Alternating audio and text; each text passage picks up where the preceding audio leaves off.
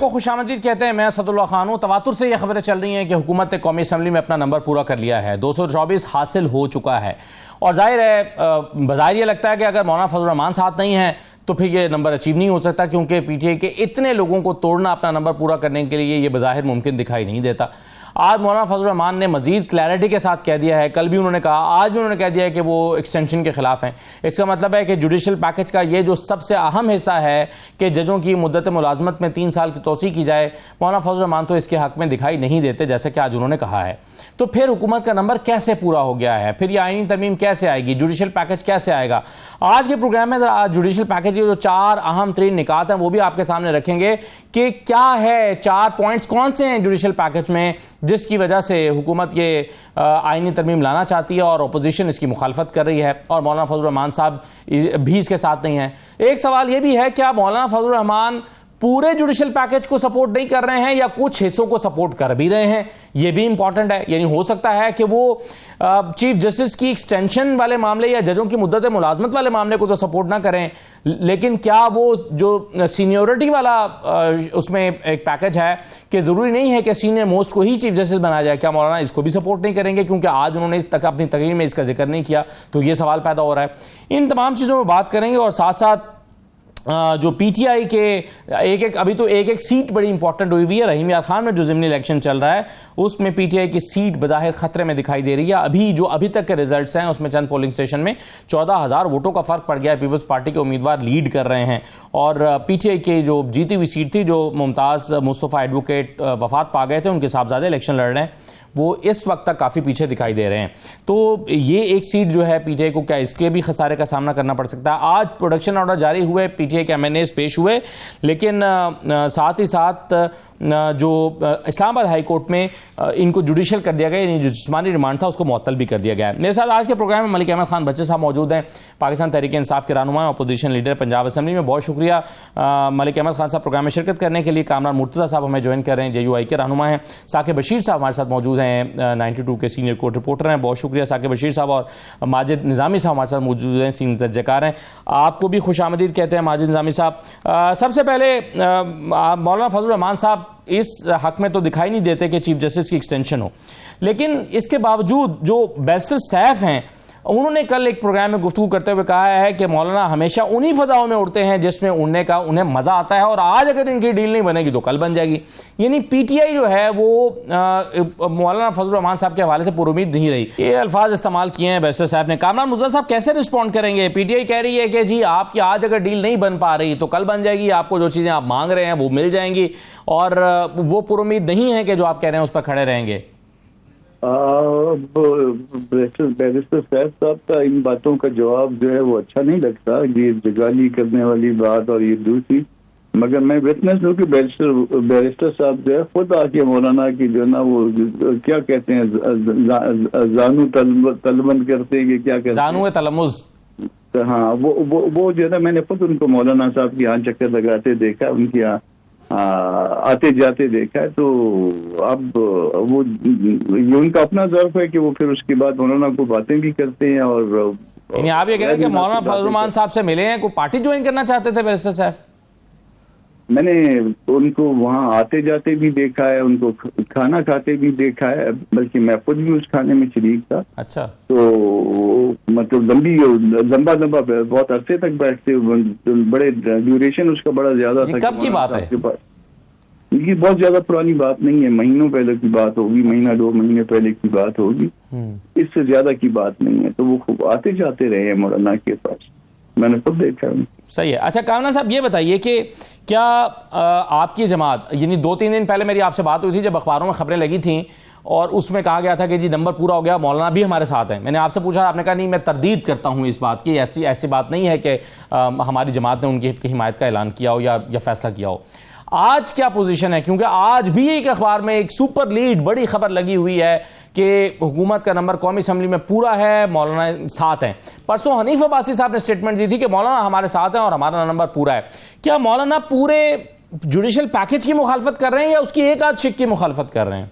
देखिए, मैंने आपको पहले भी जो बात की थी, मेरी बात अगर शायद आपके पास रिकॉर्डेड होगी तो वो आप उसको देख लीजिएगा। हम जो अच्छी चीज कोई आएगी, हम कहते हैं कि हम देखे बगैर जो ना आमीन नहीं कर सकते। कोई अच्छी चीज आएगी उसको जो है ना वो वेलकम करेंगे, बुरी चीज आएगी उसको अपोज करेंगे। ये जाने बगैर या ये सोचे बगैर कि वो कौन किस पार्टी की तरफ से आ रहा है, वो हम उसको जो है ना उसी लाइन पे लेके चलेंगे कि कौन सी चीज अच्छी है कौन सी बुरी है। हाँ, ये बात जो सबसे बड़ी गवर्नमेंट की ख्वाहिश है कि उनको जो है ना ये एक्सटेंशन मिल जाए, जो सिटिंग जजेस हैं उसको जो है ना हम अपोज करते हैं, उसको मौलाना आज रद्द कर चुके हैं। मेरा ख्याल है बहुत वाज़ेह अल्फाज में। सही है। अब अगर फर्ज करें कोई ऐसी बातें आती हैं जो हमें सूट करती हैं तो यकीनन जो है ना वो उसके ऊपर हम बात करने तो इसमें जो 175A है जिसमें सदर सुप्रीम कोर्ट के सीनियर 3 जज को चीफ जस्टिस ऑफ पाकिस्तान नामजद करेगा, क्या इसकी आपकी तरफ से हिमायत हो सकती है इसमें तरमीम की, कि यानी जरूरी नहीं है कि सीनियर मोस्ट को ही चीफ जस्टिस लगाया जाए? देखिए, प्रपोजल आने दे पहले, हम जो है ना वो मफरूजों पे बात नहीं करेंगे। ये बात जो है ना कि जी इस तरह से हो गया तो आप क्या करेंगे, वैसा हो गया तो आप क्या करेंगे, इस तरह की बात जो है ना वो गैर मुनासिब। लेकिन जुडिशियल पैकेज में तो ये है ना कामरान साहब, आप जाहिर है आपके सामने अगर ऑफिशियली ना है वो अगर आपके पास है तो मुझे भिजवा दीजिए, मैं आपको अपनी राय दे देता हूँ उस पर। ठीक। हाँ, अगर नहीं है तो फिर तो मफरूजा है ना, वो कोई क्या कहता है कोई क्या कहता है। हमने भी 10 मफरूजे सुने अभी तक, मगर किसी ने कोई कागज नहीं दिखाया। ठीक है, चलिए बिल्कुल सही है। जो एक पैकेज एक तैयार हुआ है, जो डॉक्यूमेंट हमारे पास फिर रहा है, हम आपको भिजवा देंगे कामरान साहब, अगर आपके पास वो नहीं पहुंचा हुआ। मैं आगे चल के वो दिखाता भी हूँ कि 4 इंपॉर्टेंट पॉइंट्स कौन से हैं। लेकिन साकिब बशीर साहब, ये क्या ये जो जुडिशियल पैकेज है आपके ख्याल में फैसला हो गया है कि मौलाना फजल रहमान साथ नहीं, और अगर साथ नहीं है तो कोई सूरत है कि हुकूमत अपना नंबर पूरा कर ले? नहीं, कोई सूरत नहीं है। अगर मौलाना फजल रहमान अगर उनके साथ नहीं होते तो फिर तो आप जिससे भी पूछेंगे, जो उनके वज़रा हैं, वो बात बड़ी क्लियर, मलिक राना सनाउल्लाह जो है वो ख्वाजा आसिफ ये बात करते रहे हैं कि हमारे पास नंबर पूरे नहीं है। नंबर तभी पूरे होने हैं। परसों मगर हनीफ अब्बासी ने तो ये भी तो कहा है कि हमारे पास नंबर पूरा, मौलाना भी हमारे साथ, लेकिन मौलाना जो है वो हमारे साथ हैं। तो आज जब उन्होंने असम्बली के फ्लोर पे बड़ा कैटेगोरिकली कह दिया और इस चीज़ को बिल्कुल रद्द कर दिया, तो मेरा ख्याल है अब तो मजीद बहस इस पर बनती नहीं। बहरहाल सिचुएशन पॉलिटिक्स में तब्दील होती रहती है। लेकिन ये है कि जो आज की तकरीर है मौलाना की, उसमें जो आपने ये जो जजेस सुप्रीम कोर्ट की जो चीफ जस्टिस की तैनाती है उसके हवाले से कि उनकी तैनाती शायद टॉप के 3 या टॉप के 5 जजेस में से इस किस्म की कोई तरमीम आती है, तो मौलाना की गुफ्तगू से ऐसे लग रहा था कि इस चीज़ को जो देखा जा सकता है कि पार्लिमानी कमेटी में आए या इस किस्म का जो एक्सटेंशन है, तोसी है, वो सिंगल किसी बंदे की हो या 3 साल उनकी उम्र बढ़ाई जाए, उनको उन्होंने रद्द किया है। लेकिन प्लान बी भी है। अच्छा, प्लान बी में फिर जस्टिस मंसूर अली शाह जो है वो शायद गवर्नमेंट जो है वो समझ रही है कि वो आए तो पता नहीं अक्टूबर नवंबर में क्या हो जाएगा।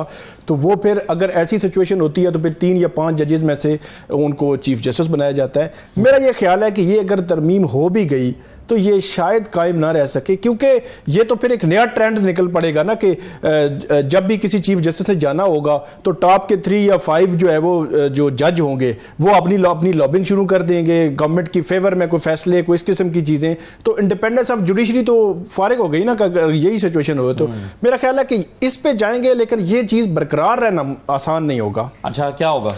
डेफिनेटली वो चैलेंज होगी।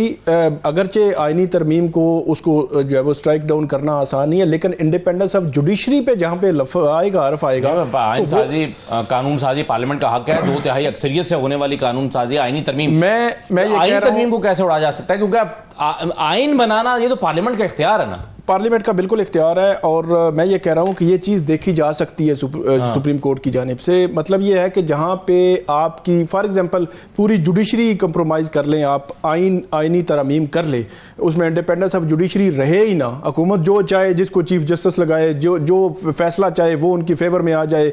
अगर कोई फैसला, अगर कंटेम्प्ट ऑफ कोर्ट वाला वो कर रहे हैं, अगर कोई किसी फैसले पर अमल नहीं हो रहा तो कंटेम्प्ट ऑफ कोर्ट भी ना लगे। मतलब एक ऐसा जो है वो माहौल आपने बनाना है। तो इसका मतलब ये है कि पूरा एक इदारा जो जुडिशरी है उसको आपने गैर मुअस्सर कर दिया।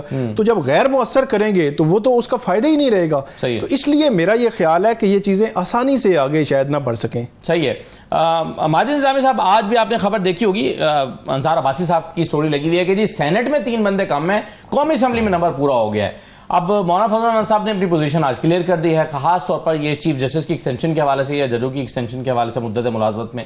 तो आप कैसे देखते हैं कि मौलाना फजल रहमान के बगैर नंबर पूरा होना क्योंकि वो पीटीआई के जो लोग हैं वो तो सिर्फ 8 हैं जो आजाद, जिनको इलेक्शन कमीशन ने डिक्लेयर किया हुआ है कि ये आजाद हैं। बाकी तो या सुन्नी इत्तेहाद काउंसिल के हैं या पीटीआई के हैं। 41 सुन्नी इत्तेहाद काउंसिल के हैं, उन पर तो डिफेक्शन क्लॉज लगेगी अगर वो आईनी तरमीम में जाते हैं। तो ये कैसे मुमकिन होगा ये 224 का नंबर हासिल करना? ये कैसे हुआ होगा अगर ये खबरें दुरुस्त हैं तो? बहुत शुक्रिया। ये बात आपकी बिल्कुल दुरुस्त है कि कौमी असेंबली का स्कोर कार्ड इस वक्त कोई ऐसे वाज़े इशारे नहीं दे रहा कि जिसमें हम ये देख सकें कि नंबर्स ऊपर से नीचे हुए हैं। उसमें डेफिनेटली जो मुस्लिम लीग नून को दोबारा गिनती के बाद जो सीट्स मिली हैं वो मैटर करेंगी, फिर इसी तरह आज का ज़िमनी इलेक्शन मैटर करेगा, लेकिन इसके बावजूद भी वोट्स की जरूरत होगी। तो वो जो 8 आजाद अरकान मौजूद हैं उसके अंदर कुछ नाम ऐसे हैं कि जिनके ऊपर बात की जा सकती है। उमर अयूब वहां पे आजाद हैं, बैरिस्टर गौहर आजाद हैं, तो वो तो बिल्कुल ऐसे नाम है कि जिनके बारे में तवक्को नहीं की जा सकती। इसी तरह ब्रिगेडियर असलम घूमन का नाम है सियालकोट से, चौधरी उस्मान अली का साहिवाल से है, रेहान जेब का बाजोड़ से है। रेहान जेब ने भी कह दिया कि मैं कभी अपने भाई के खून पे सौदा नहीं करूंगा, उन्होंने भी कह दिया। लेकिन ये औरंगजेब खिच्ची और ये जो एक और साहब हैं खानेवाल से, इनके ज़हूर कुरैशी साहब, तो इनके बारे में जो है वो पूरी तरह से क्या पीटीआई कॉन्फिडेंट होगी?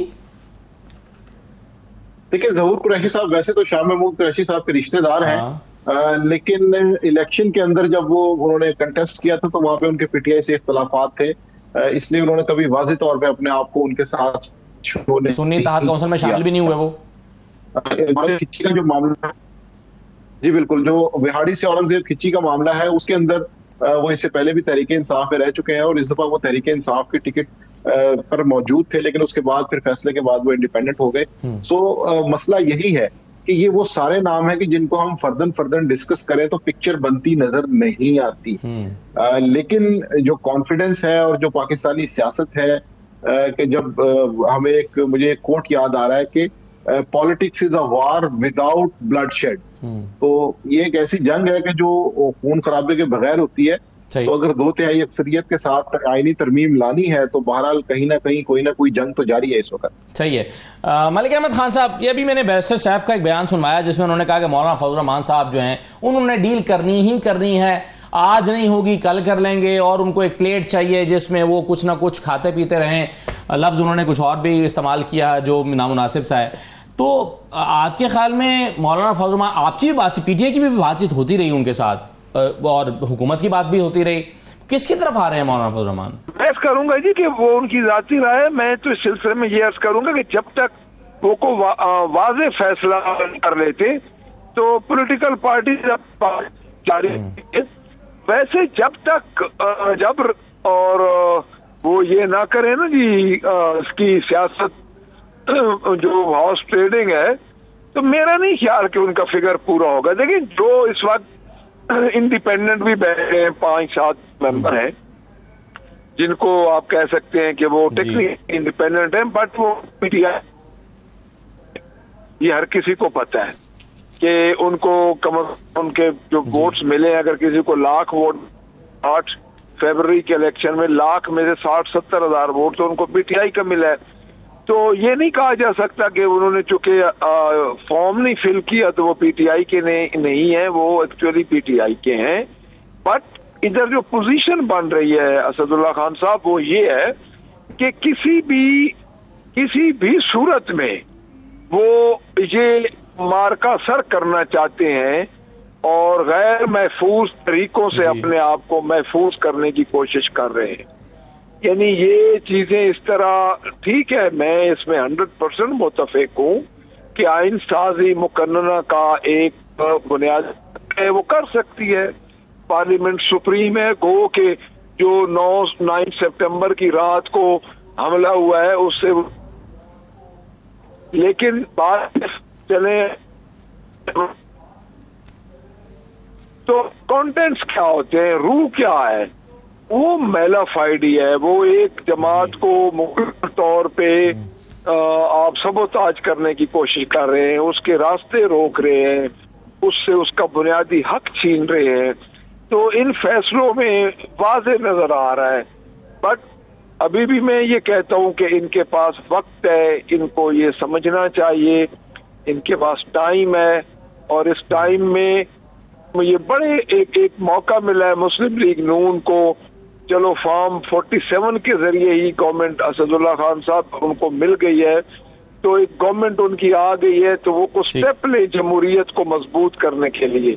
इस तरह के काम तो वो आप सर हॉर्स ट्रेडिंग की बात कर रहे थे मलिक अहमद खान साहब, लेकिन इस वक्त जो आपका नंबर है कौमी असम्बली में, उसमें से 39 लोग तो वो हैं जो तहरीक इंसाफ के अब डिक्लेयर हो चुके हैं, 41 लोग वो हैं जो सुन्नी इत्तेहाद काउंसिल के हैं, यानी ये दोनों पार्टीज के हैं, और ये अगर आईन तरमीम में वोट करेंगे तो डिफेक्शन लगेगी। लेकिन वो 8 लोग जिसका अभी हम जिक्र कर रहे थे, उनमें बैरिस्टर गौहर हैं, उमर अयूब साहब हैं, चलिए इनके बारे में तो ये खारिज इम्कान है कि कहीं और चले जाएं, लेकिन बाकी लोग जिनमें ज़हूर कुरैशी भी हैं, जिसमें औरंगजेब खिच्ची भी हैं, रेहान ज़ेब भी हैं, क्या ये इनमें से किसी का कोई डर है पीटीआई को कि कोई चला जाएगा वोट करने के लिए वहां पर दूसरी तरफ? लेकिन जी डर तो हर वक्त रहता है। उसकी वजह ये है कि जब इतना जबर हो, सस्ताई है, तो इस हद तक हालात चले जाएं कि लोगों घरों में घुस जाए, लोगों के घरों में जाके तो उनके अहले खाना, उनकी पर्दादार औरतें वहां पे हमले हों, तो इसमें अब देखिए असदुल्ला खान साहब बात ये है कि फिर क्या बाकी रह जाता है। ये पॉलिटिक्स इतनी डर्टी हो चुकी है, इस तरह इन्होंने कर दी है कि तमाम तर रिवायात जो थी, नॉर्म्स जो पॉलिटिक्स की थी, वो खत्म हो चुकी हैं। तो मैं तो ये समझता हूँ कि कुछ भी हो सकता है। एक पॉलिटिशियन जो है, एक पार्लियामेंटेरियन का क्या उसकी तरबियत क्या होती है? उसकी तरबियत यही है कि वो सियासत करता है। वो जंगजू तो थोड़ा होता है कि किसी के साथ वो फिजिकली मुकाबला कर सके और फिर इदारों के साथ मुकाबला कर सके, इस तरह तो वो नहीं कर सकता। अब पार्लियामेंट के अंदर घुस चुके, पार्लियामेंट लाजिल में घुस के रात को 2 बजे इन्होंने एमएनएस को जब उठाया, तो उस वक्त क्या इमरजेंसी थी भाईजान? बात तो ये है ना कि सुबह उठा लेते, सुबह उनको नोटिस कर देते कि आप आ जाएं, थाने में आ जाएं, सुबह स्पीकर साहब को जाके कह देते कि आप स्पीकर हैं, कस्टोडियन ऑफ द हाउस है, ये एमएनए XYZ हमें मतलूब है। तो सर एक तरफ तो 2 साल आपने इलेक्शन नहीं करवाए तो कुछ नहीं हुआ, तो दूसरी तरफ 3 घंटे का जलसा 5 घंटे में चला गया, तो आपने FIR और पता नहीं क्या क्यामत आ गई।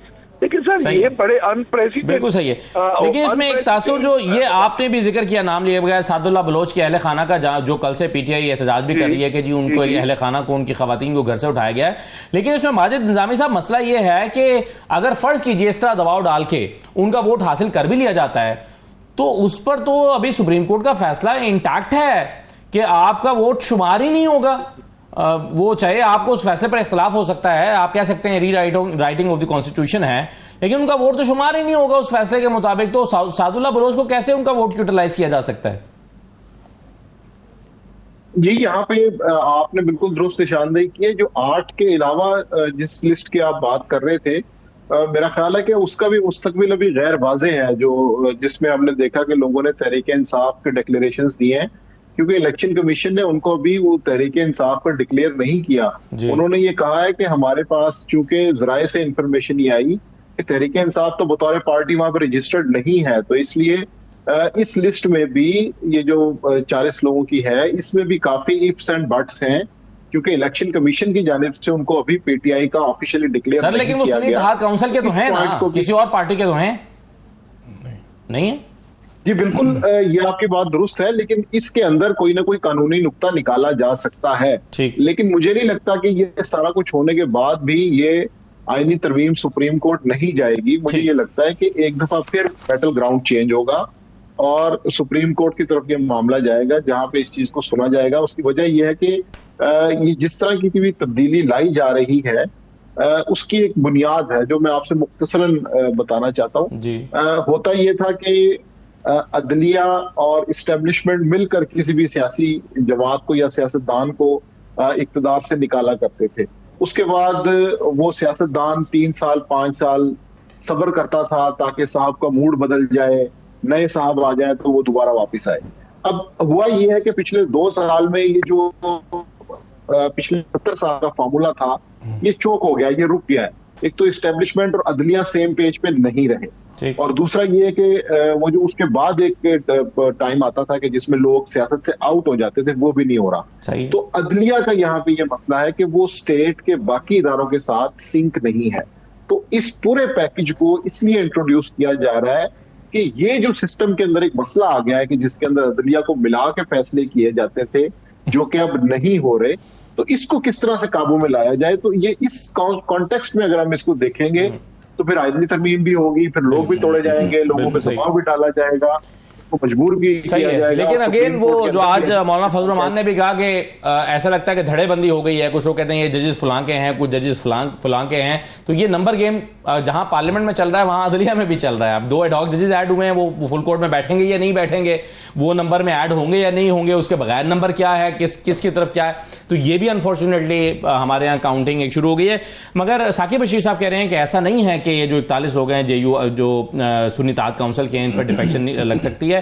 मैं साकिब बशीर साहब का मौक़िफ़ लेता हूं, मगर एक छोटा सा ब्रेक लेते हैं, ब्रेक के बाद वापस आते हैं।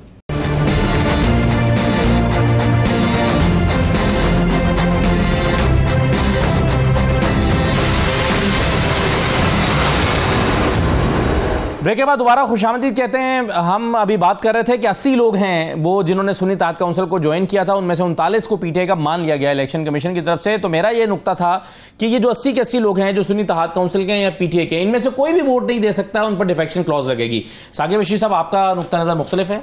नहीं, मेरा नुक्ता नज़र ये है कि जो डिफेक्शन क्लास लगेगी इन पर, लेकिन ये है कि ये जब सुप्रीम कोर्ट ने इनको कहा कि 15 दिन में आपने एफिडेविट देने हैं, इन 80 लोगों ने दे दिए एफिडेविट, तो वो जो एक सुप्रीम कोर्ट ने शर्त रखी थी वो पूरी हो गई। अब उसमें कानूनी सुकम है, कोई चीज़ें हैं वो सुप्रीम कोर्ट वजाहत करेगी, वो हो जाएंगी। तो अब अगर कोई वोट इनका आगे जाएगा तो डिफेक्शन क्लास लगेगी। मतलब ऐसा नहीं है कि ये सिर्फ मार्जिन वो 8 लोगों में, विंडो वो 8 लोगों की है। और अगर मौलाना नहीं आते तो फिर वो 8 के 8 भी नंबर पूरा नहीं करते, और 8 तो आ ही नहीं सकते क्योंकि उसमें उमर अयूब भी हैं और बैरिस्टर गौहर भी हैं। बिल्कुल। और उसमें से जो है वो सेक्रेटरी जनरल क्या नाम है जो हरीपुर से हैं, एबटाबाद से, वो भी हैं पीटीआई के। तो ये लोग तो नहीं आ सकते। रेहान ज़ेब ने वैसे ही कह दिया कि जी मैं ये नहीं करूंगा। तो आज आके 2-2.5 लोग बचते हैं जिनमें से विंडो है। तो बड़ी क्लैरिटी है मेरा ख्याल है कि इनको अगर आईनी तरमीम इन्होंने लानी है कि मौलाना को लाना ही पड़ेगा, और मौलाना आएंगे। आज तो उन्होंने कहा है नहीं आएंगे और प्लान बी में आएंगे, तो ये एक सिचुएशन तो मौलाना को लाना पड़ेगा। अब जो जुडिशियल पैकेज की हम बात कर रहे हैं, जरा वो आपके सामने पहले रख देता हूँ, फिर इस पर हम मलिक अहमद खान साहब की और बाकी मेहमानों की राय लेते हैं। देखिए जो खद्दोखाल हैं इस जुडिशियल पैकेज के वो क्या हैं, इसके 4 जो इंपॉर्टेंट जो तरामीम है। देखिए, हुकूमत सुप्रीम कोर्ट, हाई कोर्ट्स और वफाकी शरई अदालत में जजों की तैनाती के तरीक़ाकार से मुतालिक आइन के आर्टिकल 175A में तब्दीली चाहती है। आइन का आर्टिकल 175A आला अदलिया में जजों की तैनाती से मुतालिक जुडिशियल कमीशन ऑफ पाकिस्तान और पार्लिमानी कमेटी की तश्कील और इख्तियारात से मुतालिक है। आइन के आर्टिकल 175A की झैली शिक 3 के मुताबिक सदर सुप्रीम कोर्ट के सीनियर तरीन जज को चीफ जस्टिस ऑफ पाकिस्तान तैनात करेगा। यानी इसमें तरमीम हुकूमत चाहती है कि सीनियर तरीन जो है उसको ना भी लगाया जाए, किसी और को लगा दिया जाए। फिर जुडिशियल पैकेज के तहत हुकूमत आइन के आर्टिकल 177 जो सुप्रीम कोर्ट जजेस की तैनाती से मुतालिक है कि झैली शिक 1 में भी तरमीम करना चाहती है। जुडिशियल पैकेज के तहत आइन के आर्टिकल 179 जिसके तहत सुप्रीम कोर्ट का कोई जज 65 साल की उम्र तक अपने ओहदे पर फाइज रहता है में तरमीम की तजवीज की गई है। यानी जजों की मुद्दत मुलाजमत 3 साल के लिए बढ़ा दी जाएगी। फिर आइन के आर्टिकल 179 में मुजवजा तरमीम के तहत हुक्मरान इत्तेहाद चीफ जस्टिस की मियाद 3 बरस तक मुकर्रर करने का खाहा है। आइन के आर्टिकल 180 जो कायम मकाम चीफ जस्टिस की तैनाती से मुतालिक है, इसमें भी तरमीम ज़ेर गौर है। मौजूदा हालात में आर्टिकल 180 के तहत सदर सीनियर तरीन जज को कायम मकाम चीफ जस्टिस तैनात करता है। यानी हुकूमत यह चाहती है कि जरूरी नहीं है कि सीनियर तरीन को ही कायम मकाम जो है वो तैनात किया जाए, किसी और को भी लगाया जा सकता है। जुडिशियल पैकेज के तहत आइन के आर्टिकल 200 में भी तरमीम ज़ेर गौर है। आर्टिकल 200 हाई कोर्ट के जजों के तबादले से मुतालिक है। यानी मौजूदा आर्टिकल 200 के तहत हाई कोर्ट जजों का तबादला उनकी मर्जी से मशरूत है। मुजवजा तरमीम के बाद हाई कोर्ट के जजों को उनकी रजामंदी के बगैर एक अदालत से दूसरी अदालत ट्रांसफर किया जा सकेगा। यानी आप जिस जज को चाहें लाहौर हाई कोर्ट से उठाकर बलोचिस्तान भेज सकते हैं, आप जिस जज को चाहें पेशावर से उठाकर सिंध भेज सकते हैं, सिंध से इस्लामाबाद और इस्लामाबाद के जज को उठाकर आप लाहौर या बलोचिस्तान कहीं भी भेजा जा सकता है। तो ये भी तरमीम ज़ेर गौर है। अब इसमें मलिक अहमद खान साहब, ये जुडिशियल पैकेज है, इसमें अच्छा, मलिक साहब साथ नहीं है। माजिद निजामी साहब, इसमें कोई ऐसी चीज भी है जिसमें आप समझते हैं कि हाँ ये इस पर तमाम सियासी जमातों का इत्तेफाक हो सकता है, यानी तरीके इंसाफ भी कोई चीज कह सकती है कि हाँ चलें इस पर हम भी मान जाते हैं, यानी सीनियोरिटी का शायद अभी सूट ना करता हो पीटीआई को, लेकिन एक प्रिंसिपल स्टांस ये हो सकता है सियासतदानों का कि भाई ये तो कहीं पर भी पूरी दुनिया में नहीं होता कि सिर्फ सीनियोरिटी की बुनियाद पर लगा दिया जाए, बल्कि काबिलियत की बुनियाद पर सीनियर जो है वो चीफ जस्टिस लगाया जाना चाहिए। बिल्कुल, ये बहस हो सकती है कि काबिलियत और सीनियरिटी के अंदर क्या फर्क है और उसके हवाले से उसकी क्या मनफी और मुस्बत बातें हैं, लेकिन क्योंकि पाकिस्तान में कानून और आइन और कायदों के हवाले से उनकी टाइमिंग बहुत मैटर करती है और हम उसको टाइमिंग से बाहर निकाल के नहीं देख सकते। तो इस वक्त जो मेरा ख्याल है कि सियासी मामला चल रहे हैं उसके अंदर जब ये चीजें डिस्कस होंगी तो बहरहाल सियासी माहौल भी उसके साथ साथ डिस्कस होगा कि किस सियासी सूरत हाल के अंदर ये सारी चीजें की जा रही हैं। और अगर इन चीजों की तरफ जाया जाता है तो हमने देखा कि जिस तरह ख्वाजा आसिफ पिछले एक महीने से टेलीविजन पे आके कहानियां सुनाते हैं कि फलां जर्नल के सुसर ने ये कह दिया, फलां की फलां जगह से सिफारिश आ गई, तुम्हारा जर्नल और मेरा जर्नल।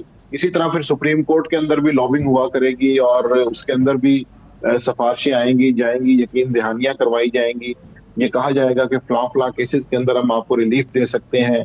सो इस हवाले से तो मेरा ख्याल है कि आईनी तरमीम के अंदर जो आइन की बुनियादें हैं उनके ऊपर कानून के माहिरीन ज्यादा बेहतर बता सकते हैं कि क्या उनको भी छेड़ा जा सकता है या नहीं छेड़ा जा सकता है। इस हवाले से कुछ अदालती फैसले भी मौजूद हैं। सो इस पूरे पैकेज को जब कौमी असम्बली या पार्लियामेंट से पास कर भी लिया जाएगा तो मुझे ये लगता है कि बहरहाल ये एक दफा फिर अदालत में जाएगा और वहां पर डिस्कस होगा। और मुझे नहीं लगता कि इसकी कोई ऐसी शिक होगी कि जिसके ऊपर ऑपोजिशन की पार्टीज ख़ुसूसन तहरीक इंसाफ इस पॉलिटिकल कन्फ्रंटेशन के माहौल में इत्तेफाक कर पाएगी। बिल्कुल सही है। ये बताइए मलिक अहमद खान साहब के ये अभी हम जुडिशल पैकेज के खद्दोखाल को डिस्कस कर रहे थे, कौन कौन से आर्टिकल्स हैं इसमें। एक तो जजों की उम्र यानी मुद्दत मुलाजमत बढ़ाने के हवाले से है, फिर इसमें सीनियर मोस्ट चीफ जस्टिस शख्स को ही चीफ जस्टिस लगाया जाना, उसमें तरमीम जेर गौर है। फिर इसमें जो कायम मकाम चीफ जस्टिस होता है वो भी सीनियर मोस्ट लगाया जाता है, तो उसमें भी एक तरमीम है। फिर हाई कोर्ट्स के माबैन जजेस का तबादला, यानी अब लाहौर से इस्लामाबाद से पेशावर, ये भी एक तजवीज़ ज़ेर गौर है आर्टिकल 200 में।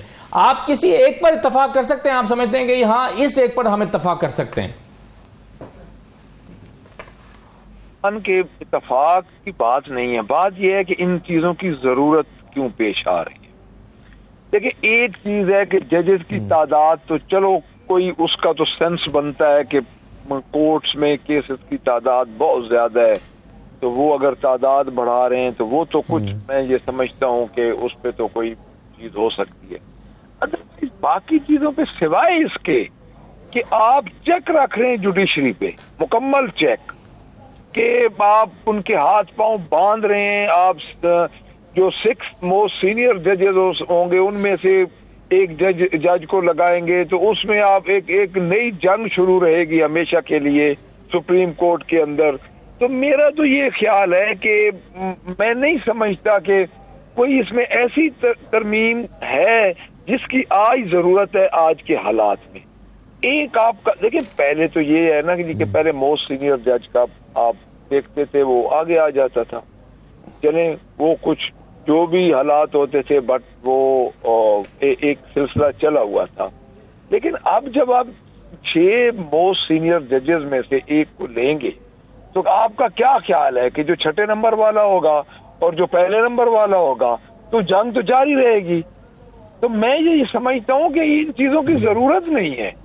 ऐसी इत्तेफाक तो ये होता है ना जी कि एक नागुज़ीर मुल्क के लिए, कौम के लिए एक नागुज़ीर ये चीज आ गई है और इसको इन तरमीम को लेना चाहिए और ये बहुत जरूरी होगी। इनकी कोई ऐसी जरूरत नहीं है सिवाय इसके कि अपने काबू में करने के लिए। देखिए, मैं आपको अर्ज करता हूँ, मुस्लिम लीग नून की जो जमात जो गवर्नमेंट है, इनका शेवा क्या है शुरू से, इनका तरीका कार 85 से देख लें, ये खरीदते हैं, ये लोगों को खरीद के आगे ले जाते, खरीद के ये अपना बंदा लगाना सही है। ये इल्जाम नून लीग पर आया है कि जी अपना बंदा लगाएं, हर जगह पर अपना बंदा होना चाहिए। साकिब साहब, ये जजेस की तादाद बढ़ाना, ये इसकी तो मेरे ख्याल इसको तो आईनी तरमीम में डालना जरूरी है, क्योंकि सादा कानून साजी के जरिए हो जाएगा। और एक प्राइवेट मेंबर बिल आया भी हुआ है दानियाल चौधरी, उस पर एक हुआ भी था कि नहीं जी ये तो हुकूमत ला सकती है इस तरह का मामला। तो ये 17 से बढ़ाकर 23 करना, ये आपके ख्याल में वक्त की ज़रूरत है?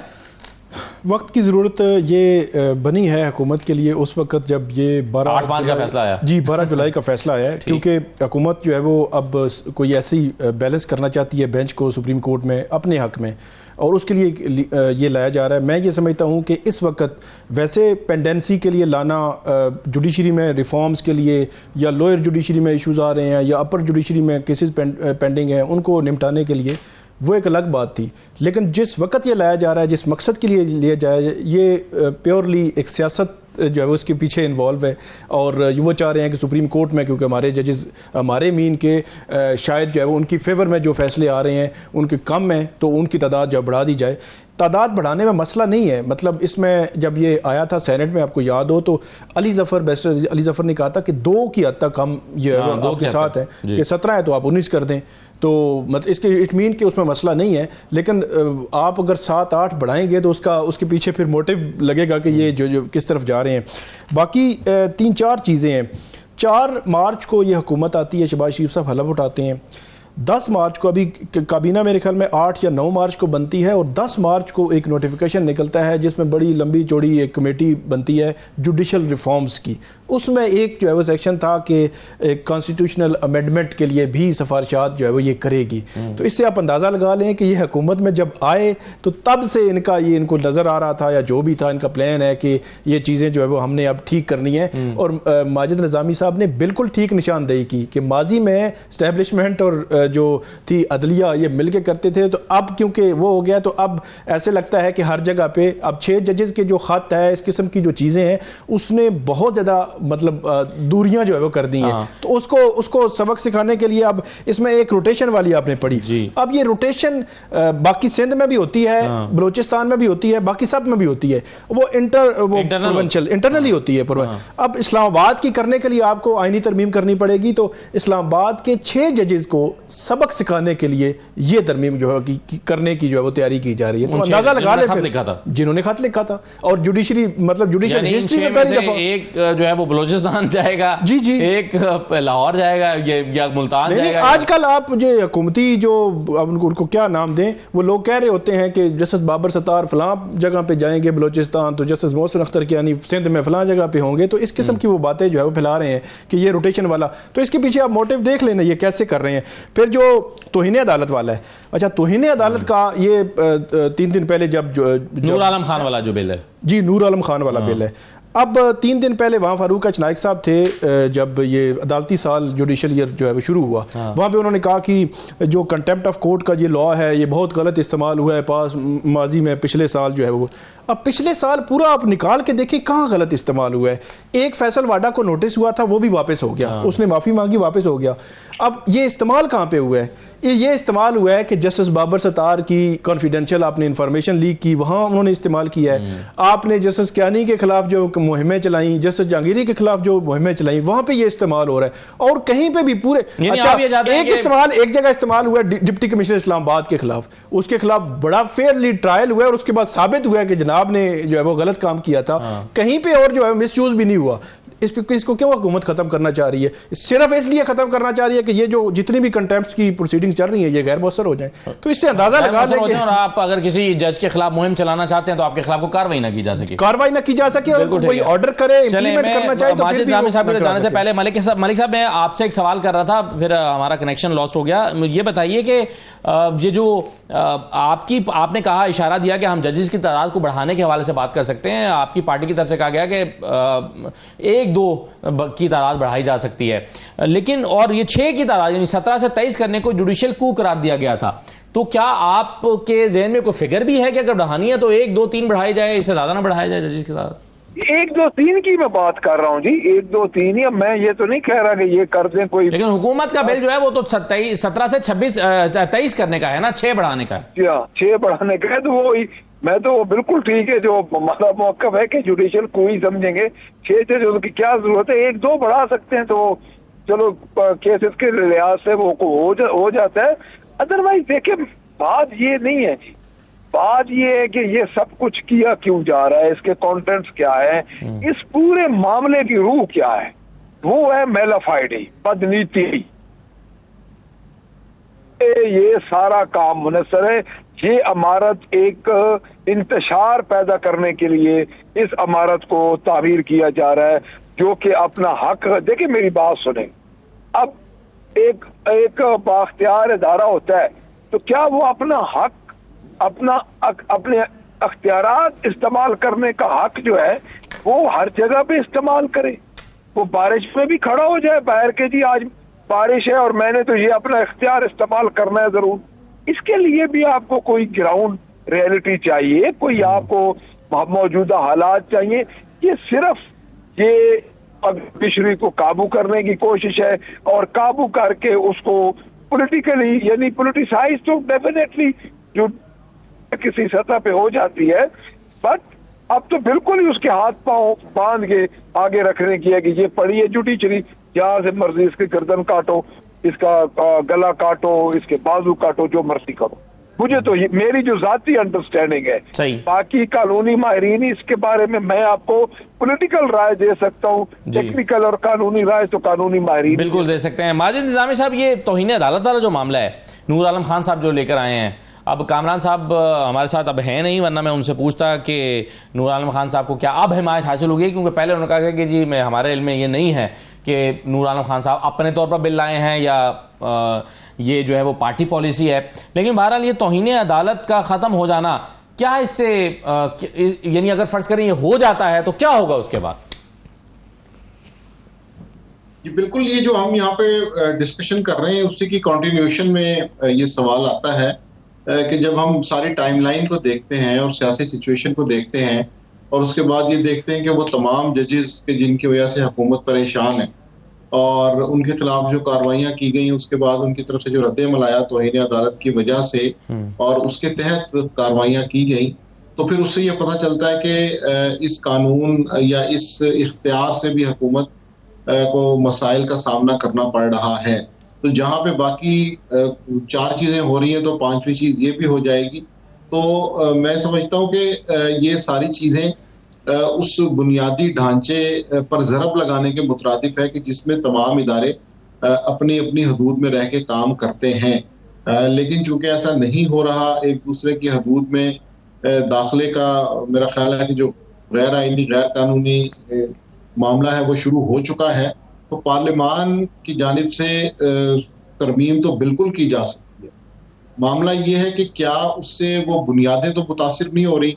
मिसाल के तौर पर अगर हुकूमत ने मखसूस नशिस्तों का फैसला मानने से ही इनकार कर दिया तो ये तो उस बुनियादी ढांचे में ज़रब लगाने के मुतरादिफ है। ये बिल्कुल ऐसा ही है कि जैसे मियां नवाज शरीफ पनामा केस का फैसला मानने से इनकार कर देते, इमरान खान तहरीक अदम एतमाद वाले दिन जो सुप्रीम कोर्ट का फैसला आया था वो मानने से इनकार कर देते, यूसुफ रजा गिलानी अपनी नाअहली का फैसला मानने से इनकार कर देते, तो ये सिस्टम कहाँ जाता। तो अब चूंकि सियासी मसाइल इतने बढ़ चुके हैं कि हुकूमत की जानिब से उस बुनियादी ढांचे पर भी ज़रब लगाई जा रही है कि जिसके ऊपर कंसेंसस था कि इन लाइंस की तरफ नहीं आना। तो अब ये तौहीन अदालत का मामला भी उसी कॉन्टेक्स्ट में मैं देखता हूँ कि जब हम ये सारी चीजें देखते हैं और पिछले 1 साल या 2 साल के अंदर होने वाले अदालती मामलात पे नजर डालते हैं तो पता चलता है कि जो जो चीज हुकूमत वक्त को या रियासत को खटक रही है वो ये चाहते हैं कि वो इस सारे मामले को आईनी तरमीम के जरिए अपने हक में कर लें। ठीक है, बिल्कुल सही है। चलिए एक छोटा सा ब्रेक लेते हैं। अली मीन गंडापुर साहब ने एक स्टेटमेंट दी है, वो ये कहते हैं कि अफगानिस्तान के साथ जो मसाइल हैं, मैं अगर आप बात नहीं करेंगे तो मैं खुद बात करूंगा, बतौर सूबा वो उनसे बात करना चाहते हैं, लेकिन ख्वाजा आसिफ ने इसको फेडरेशन पे हमला करार दिया है। इस पर भी बात करते हैं छोटे से ब्रेक के बाद।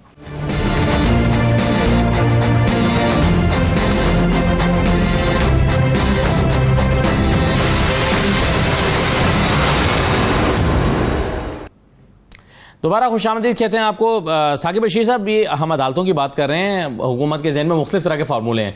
एक फार्मूला ये भी है कि पैरेलल कोर्ट्स को ले आई जाए, यानी रूटीन के मामला इन्हीं अदालतों में चलते रहें, ये जो भी 17 की कोर्ट है वो 2 एडहॉक भी हैं, और एक और अदालत बनाई जाए जिसमें कॉन्स्टिट्यूशनल मैटर्स जो हैं, आइन तशरीहात का मामला उनके पास जाए, यानी नए जजेस भर्ती करके नई कोर्ट बना दी जाए।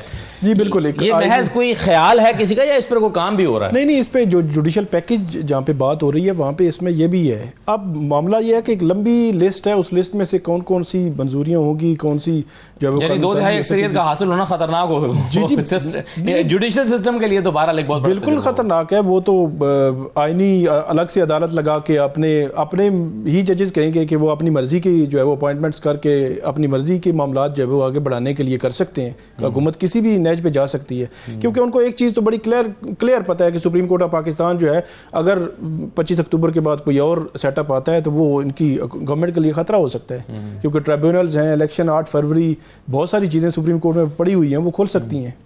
तो ये चीज़ें इनके मद्देनज़र हैं, इस वक्त भी हैं, तो इसीलिए मुख्तलिफ ऑप्शंस पे गौर किया जा रहा है। और आज 40 दिन रह गए हैं और जस्टिस मंसूर अली शाह साहब का नोटिफिकेशन नहीं हुआ। हालांकि काजी साहब के साथ इतनी मोहब्बत थी हुकूमत की कि 3 महीने पहले कर दिया था, 3 माह पहले उनको कर दिया था। जब आप नोटिफिकेशन कर देते हैं तो जो चीफ जस्टिस जा रहा होता है वो तो गैर मौसर सा हो जाता है। हुकूमत के ये बयान भी आए थे और कहा था कि जी जस्टिस मंसूर ही होंगे चीफ जस्टिस। दानियाल चौधरी ने एक प्रोग्राम में कहा था, और भी कुछ स्टेटमेंट्स आई थी जब आजम तारर साहब ने कहा हमारे पास नंबर नहीं है, तो ऐसा लगता था कि नहीं ये तय हो गया है कि जैसे मंसूर को चीफ जस्टिस बना दिया जाएगा। लेकिन उसके बाद ये कोई एक और एफर्ट बाद में की गई है? मेरा ख्याल है नहीं, बाद में की भी जा रही है और एक और एफर्ट की जाएगी। वो है नजरसानी जो है मखसूस नशिस्तों की, उसकी मतलब हेयरिंग ऐसे लगता है कि इस माह के एंड तक जो है वो हो सकती है। अगर फैसला आएगा, तफसीली फैसला, तो वहाँ पे एक अटेम्प्ट जो है वो 12 जरूर हो सकती है कि वहाँ से अगर फैसला गवर्नमेंट के हक में आ जाए और वो नशिस्तें मिल जाए उनको जो माले गनीमत की हैं, और उसके बाद फिर तो वैसे ही 2/3 हो जाएगी। वो तो वैसे ही हो जाएगी, फिर हो जाएगी तो उसके बाद तो फिर कौन रोकेगा? फिर तो पूरा सिस्टम ही वो चेंज कर देंगे। अच्छा, एनीवे एक चीज जो आज अली अमीन गंडापुर साहब ने कहा, और वो ये है कि मैं यानी बतौर सूबा अफगानिस्तान से बात करने के लिए तैयार हूं। सुनिए उन्होंने क्या कहा है।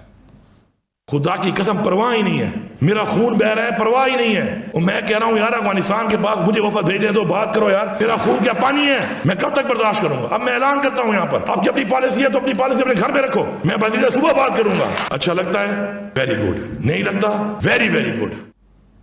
अब इसको रिस्पॉन्ड किया ख्वाजा आसिफ साहब ने, वो कहते हैं ये तो फेडरेशन पे हमला है। जरा सुनिए। सीएम केपी का बयान आया है कि हम खुद जो है अफगानिस्तान से मुज़ाकरात करेंगे। फेडरेशन के ऊपर डायरेक्ट हमला है। कोई सूबा जो है वो किसी मुल्क के साथ डायरेक्ट मुज़ाकरात नहीं कर सकता। ये कॉन्टिन्यूशन है उसी खिताब की जो उन्होंने आज से 4 दिन पहले जो है जलसे में किया था। ये ज़हर कातिल है इस मुल्क के लिए, जिस रास्ते के ऊपर सीएम केपी जो है खुद चल रहे हैं और साथ अपनी पार्टी को चलाने की कोशिश कर रहे हैं। और अभी इत्तलात यह है कि उन्होंने कुछ मुलाकातें भी इस सिलसिले में शुरू कर दी हैं अफगानिस्तान के कुछ लोगों के साथ, और अपने तौर पर वो कुछ मीटिंग्स भी कर रहे हैं, कुछ इस तरह की खबरें भी मौसूल हो रही हैं। लेकिन अब मुझे एक तो माजिद निज़ामी साहब, आपकी इस पर क्या राय है? ये अली अमीन गंडापुर साहब ठीक कह रहे हैं, हुकूमत ठीक कह रही है, जो ग्रीवेंसेस हैं उनके वो उसको एड्रेस नहीं हो रहे हैं, क्या हो रहा है ये? जी बिल्कुल, हम इसको अली अमीन गंडापुर की गैर जिम्मेदाराना स्टेटमेंट या फ्रस्ट्रेशन पर मबनी स्टेटमेंट तो कह सकते हैं। इसके साथ साथ हमें ये भी देखना चाहिए कि उस सूबे में सबसे ज्यादा सफर आवाम कर रहे हैं, और मैं समझता हूँ कि उसकी सबसे बड़ी वजह यह है कि रियासती पॉलिसियों का अदम तसलसल है। 3 साल कोई और पॉलिसी होती है, चौथे साल कोई और होती है, 5वें साल कोई और बन जाती है। तो मसला ये है कि उस सूबे के अवाम इन सारी चीजों से परेशान नजर आते हैं और एक डिस्कनेक्ट नजर आता है रियासत की पॉलिसी में और सूबे के अवाम में। मैं बिल्कुल ये जानना चाहूंगा कि शहबाज शरीफ की वहां पे दहशत गर्दी को खत्म करने के लिए क्या पॉलिसी है, क्या उन्होंने इस हवाले से इक़दाम किए हैं। तो इसलिए ये जानों का ज़िया या इस तरह के जो मामलात हैं, इसके अंदर हम अली अमीन गंडापुर की एक स्टेटमेंट को तो पॉलिटिकल बयानबाजी के लिए बिल्कुल इस्तेमाल कर सकते हैं, लेकिन ग्राउंड पर वहां पर वाकई हालात खराब हैं जिसका सद्देबाब नहीं किया जा रहा। तो मैं समझता हूं कि इस मामले को बिल्कुल रियासती लेवल पर और पार्लियामान के लेवल पर टेकअप करना चाहिए, और अगर इसका मिलिट्री सोल्यूशन ही है तो फिर उसको इन्फोर्स करना चाहिए। अगर वो नहीं है तो बाकी डायमेंशंस के ऊपर भी बिल्कुल बात होनी चाहिए। लेकिन ये क्लैरिटी आनी चाहिए। ये जो एम्बिग्विटी और कंफ्यूजन है या पॉलिटिकल लड़ाइयां हैं, उसके अंदर सूबे के आवाम का, पुलिस एहलकारों का, वहां पर मौजूद फौज का, इन सब का नुकसान हो रहा है। आज मौलाना फजलुर रहमान ने कहा कि वो अपने हल्के में नहीं जा सकते। अली अमीन गंडापुर का जो जिला है वो अंडर अटैक है। तो ये सारी चीजें जब हम इनको मिला के देखेंगे तो फिर ये पता चलेगा कि सूबे की सिचुएशन वाकई खराब है और वफाकी हुकूमत वो इक़दामात नहीं कर रही जो करने चाहिए। बिल्कुल सही है। मलिक अहमद साहब, ये मामला बड़ा सेंसिटिव सा है, यानी ये दुरुस्त मालूम नहीं होता कि जो रियासती मामलात हैं या खारजी मामलात हैं, खारजा उमूर के मामलात, उसको अगर सूबे अपना सब्जेक्ट बना लेंगे तो फिर ये फेडरेशन जो है वो कैसे चलेगी? ये ख्वाजा आसिफ साहब ठीक नहीं कह रहे? देखिए जी, ख्वाजा आसिफ साहब की बात को मैं तो संजीदा ही नहीं ले रहा। उसकी वजह यह है कि वो सारा कुछ तो खुद कर रहे हैं। अब आप देखें कि हो क्या रहा है। दो सूबे बलोचिस्तान और केपी के, क्या आपको लगता है कि फेडरेशन उनके बारे में संजीदा है? और ये केपी के खसूसन जो मुतासरा है, जब ये रूस और अफगानिस्तान की शुरू हुई जंग, तो पहले मुजाहिदीन, फिर मुजाहिदीन को निकाला गया, फिर तो वो अली अमीन गंडापुर ने वो पॉलिसी यहाँ तक लेके आए लोगों को।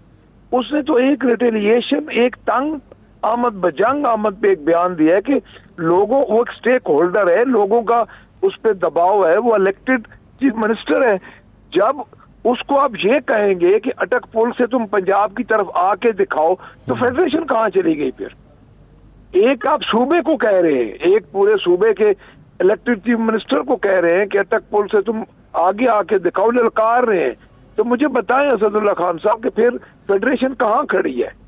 फेडरेशन तो खुद सारा फसाद बर्पा कर रही है। हाँ, लेकिन चलें, ये तो सियासी मामला है ना सर। अब ये अफगानिस्तान का मामला, फिर दहशतगर्दी के मामला, फिर अफगानिस्तान एक सेंसिटिव इशू है पाकिस्तान के लिए।